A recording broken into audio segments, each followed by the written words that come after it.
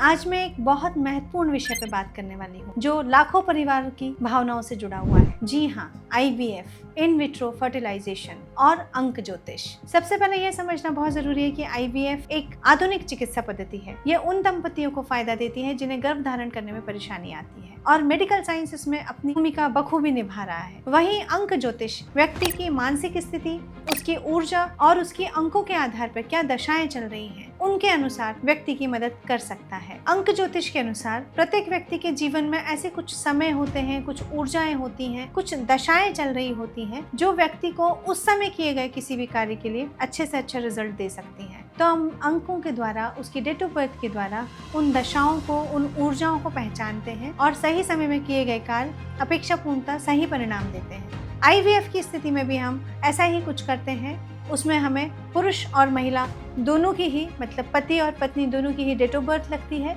और उस date of birth के हिसाब से उनकी गणना करके हम उनकी क्या दशाएं चल रही हैं, किन दशाओं में IVF कराना उनके लिए फ़ायदेमंद रहेगा या क्या उनकी किस्मत में संतान सुख बिना IVF के भी मिल सकता है उनको, ये जानने की मदद करते हैं और हम कोशिश करते हैं कि उनको सही समय पे सही सहायता मिल सके। हालांकि ये बात सदैव हमें ध्यान रखना चाहिए कि अंक ज्योतिष चिकित्सा विज्ञान का कोई विकल्प नहीं है। यह केवल एक सहायक मार्गदर्शक की तरह सहायता करने का काम करता है, जो व्यक्ति की सकारात्मक सोच, मानसिक शक्ति और ऊर्जा को सही दिशा में डाइवर्ट कर उससे पॉजिटिव बनाता है। जैसे मेडिकल साइंस में दवाइयाँ दी जाती हैं, उसी तरह से इसमें भी कुछ उपाय दिए जा सकते हैं और उनके द्वारा किए जाने से कई बार हमारी दिशाओं में अंतर देखा गया है, दशाओं में अंतर देखा गया है। और मेरे पास कुछ ऐसे केसेस भी आए हैं जिनमें कई उसको डॉक्टर ने कहा था कि आप IVF कराइए और उन्हें 12-12 साल बच्चा नहीं हुआ था और IVF 2 बार 3 बार फेल होने के बाद जब उन्होंने अपनी डेट ऑफ बर्थ का कैलकुलेशन कराया तो उसमें देखा कि उनको तो बिना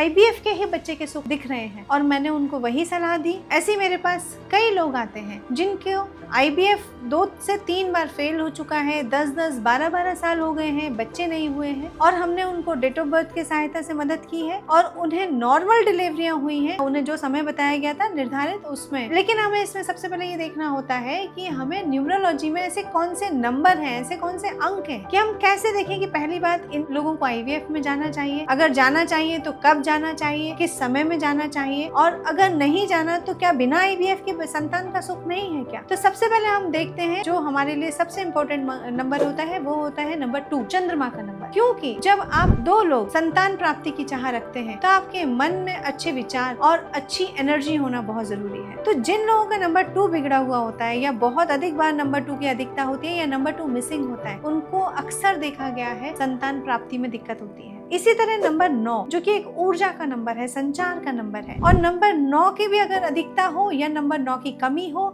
या नंबर 9 में कोई प्रॉब्लम हो तो ऐसे लोगों को संतान उत्पत्ति में दिक्कत आती है। इसके बाद देखते हैं नंबर 6 और नंबर 3। नंबर 6 और नंबर 3 ये 2 ऐसे नंबर हैं जो शुक्र और बृहस्पति के नंबर हैं। शुक्र हमारे संतान के कारक उत्पन्न होने के लिए इम्पोर्टेंट प्लैनेट होता है, शुक्र हमारे रिश्तों के लिए इम्पोर्टेंट प्लैनेट होता है और नंबर 3 जो होता है वो हमारे परिवार के विस्तार के लिए इम्पोर्टेंट प्लैनेट होता है। जैसे मेरे क्लाइंट आए थे, उनकी डेट ऑफ बर्थ थी 29 अप्रैल 1993, 29/4/993 और उनकी वाइफ थी, उनकी डेट ऑफ बर्थ थी 10 जनवरी 1999। अब आप खुद ही सोचिए, इन डेट ऑफ बर्थ की कैलकुलेशन कीजिए, इनमें जो मंगल की ऊर्जा है वो कितनी डिस्टर्ब है और इनको 12 साल से बच्चे पैदा नहीं हो रहे थे, 3 बार IVF फेल हो गया था और डॉक्टरों ने मना कर दिया था। लेकिन जब ये मेरे पास आए, मैंने कुछ इनके नंबर्स को देखा और उनमें मंगल के उपाय कराए, कुछ रेमेडियां दी और जो समय सीमा निर्धारित की गई थी उस समय सीमा में इन्होंने कंसीव किया और नॉर्मल डिलीवरी से इन्होंने एक बहुत अच्छे पुत्र रत्न की प्राप्ति की। इसी तरह से मेरे केस हैं जिनकी डेट ऑफ बर्थ है 26/4/1996, 26 अप्रैल 1996, उनके हस्बैंड की डेट ऑफ बर्थ थी 21 जुलाई 1995 और इनके केस में भी आप देखिए कि चंद्रमा और मंगल की एनर्जियां बहुत ज्यादा डिस्टर्ब थी और इन्हें भी डॉक्टर ने IVF की सलाह दी थी। मैंने उनसे बस यही कहा था कि एक बार IVF फेल हो जाने के बाद आप 6 महीने ये कुछ उपाय कीजिए और इन्होंने उपाय किए और जो तय सीमा इनको दी गई थी उस समय सीमा में इन्होंने कंसीव किया है और इनको नवंबर में डिलीवरी होने वाली है। तो